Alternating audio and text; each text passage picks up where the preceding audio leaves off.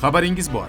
2025-yil 26-dekabr kuni O'zbekiston Respublikasi Prezidenti Shavkat Mirziyoyev Oliy Majlis va xalqimizga yo'llagan murojaatnomasida O'zbekiston 2030 strategiyasini qayta ko'rib chiqish taklifini ilgari surdi.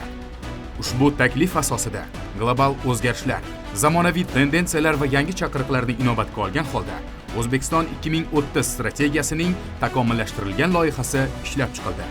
Ayni paytda mazkur loyiha jamoatchilik muhokamasi uchun Uzbekistan 2030.uz onlayn platformasiga joylashtirildi. Muhokamalar jarayonida ishtirok etish juda oson. Buning uchun siz Uzbekistan 2030.uz platformasiga kirasiz va takomillashayotgan O'zbekiston 2030 strategiyasi loyihasi muhokamasi bo'limini tanlaysiz. Bu yerda O'zbekiston Respublikasi Prezidentining mamlakatning 2030-yilgacha mo'ljallangan taraqqiyotining ustuvor yo'nalishlari doirasida islohotlarni izchil davom ettirish va yangi bosqichga olib chiqishning qo'shimcha chora-tadbirlari to'g'risida farmoni loyihasi bilan tanishasiz. Farmon mazmuni unda belgilanayotgan vazifalarni ko'rib chiqishingiz hamda fikr qoldirish tugmasini bosish orqali o'z taklifingizni bildirishingiz mumkin.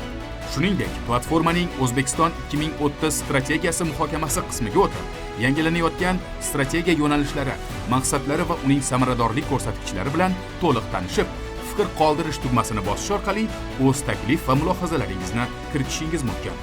Strategiya loyihasini ko'rib chiqish asnosida kelgusidagi iqtisodiy o'sish, ijtimoiy farovonlik, ta'lim va sog'liqni saqlash, davlat boshqaruvi hamda barqaror rivojlanish masalalari bilan tanishishingiz, yanada takomillashtirish bo'yicha o'z fikr va takliflaringizni bildirish imkoniga ega bo'lasiz. Jamoatchilik muhokamalarida faol ishtirok eting. Mamlakat kelajagiga befarq bo'lmang.